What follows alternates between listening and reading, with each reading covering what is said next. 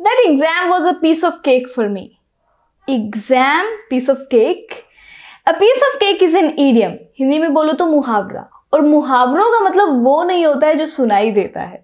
A piece of cake का मतलब होता है कि बहुत आसान था. That exam was very easy for me. ठीक है, इस वीडियो में हम कर रहे हैं 10 idioms जो आपकी इंग्लिश में 4 चांद लगा देंगे. So the first idiom is lose your train of thought. बहुत बार होता है ना ऐसा हमारे साथ में कि हम कुछ बोल रहे होते हैं, फिर बीच में कुछ हो जाता है और हम भूल जाते हैं कि हम क्या बोल रहे थे. That's where you lose your train of thought. Okay? For instance, I lost my train of thought when my phone rang. जैसे ही मेरा फोन बजा मैं भूल गई कि मैं क्या बोल रही थी.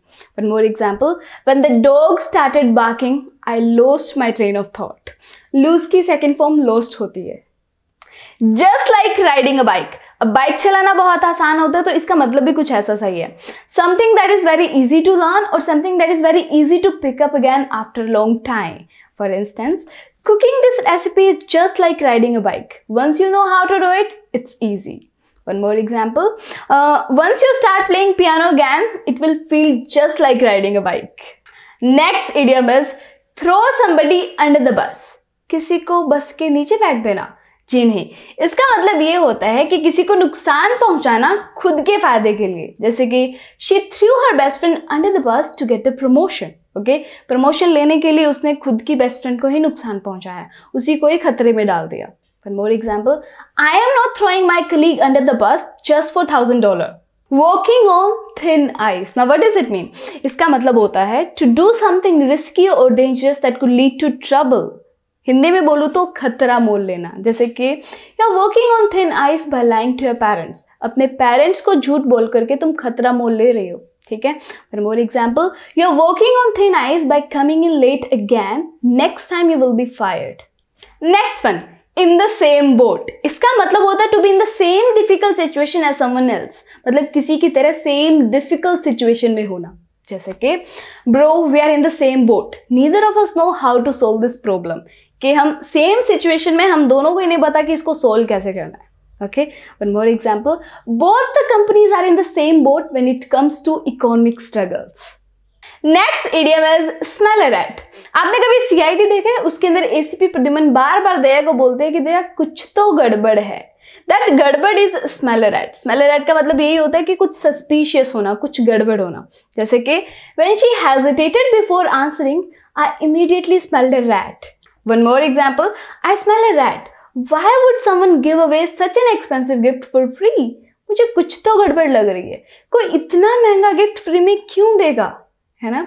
Now pause the video and make a sentence using this idiom, smell a rat. Okay? क्योंकि सिर्फ वीडियो देखने से कुछ नहीं होगा. जब तक आप इनको यूज नहीं करना शुरू करोगे, आप इनको भूलते रहोगे. ठीक है, तो इनको यूज करना शुरू करो, सेंटेंसेस बनाओ खुद से. ओके, इनको नोट डाउन करो, सेंटेंसेस बनाओ, तभी आप इनको याद कर पाओगे और यूज कर पाओगे. Let the cat out of the bag. इसका क्या मतलब है? इसका मतलब है कि कोई सीक्रेट या सरप्राइज रिवील कर देना अक्सर गलती से. जैसे कि she let the cat out of the bag about the surprise party, कि उसने सरप्राइज पार्टी के बारे में गलती से या फिर कैसे भी बता दिया सबको. ठीक है. Next one, you were supposed to keep it a secret but you let the cat out of the bag. Next idiom is getting in somebody's hair, which means to annoy someone, to bother someone so much. For instance, the kids were getting in my hair while I was trying to work. जब मैं काम करने की कोशिश कर रही थी तो बच्चे मुझे बहुत परेशान कर रहे थे.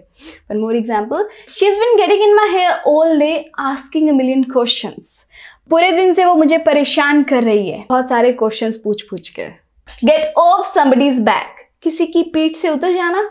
जी नहीं, इसका मतलब होता है किसी को परेशान करना बंद कर देना. ठीक है, जैसे कि get off my back, I know what I am doing. मुझे परेशान मत करो, I know what I am doing, मुझे पता है मैं क्या कर रही हूँ. ठीक है. One more example, he is been getting in my hair all day so I told him to get off my back.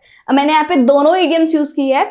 He is been getting in my hair all day, वो मुझे पूरे दिन से परेशान कर रहा है, तो मैंने उसे कहा गेट ऑफ माई बैक, मुझे परेशान करना बंद करो.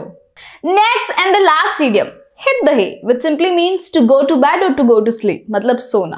जैसे कि I am exhausted so I am going to hit the hay early tonight. मैं बहुत थकी हुई हूँ तो मैं आज जल्दी सोने वाली हूँ. ठीक है. One more example, it's late so I am going to hit the hay. बहुत लेट हो गया तो मैं सोने जा रहा हूँ. That's it for the day. I hope आपने सारे इडियम्स को नोट डाउन किया है, अब उनको यूज करना शुरू करो जितना कर सकते हो, ठीक है। सी यू नेक्स्ट टाइम।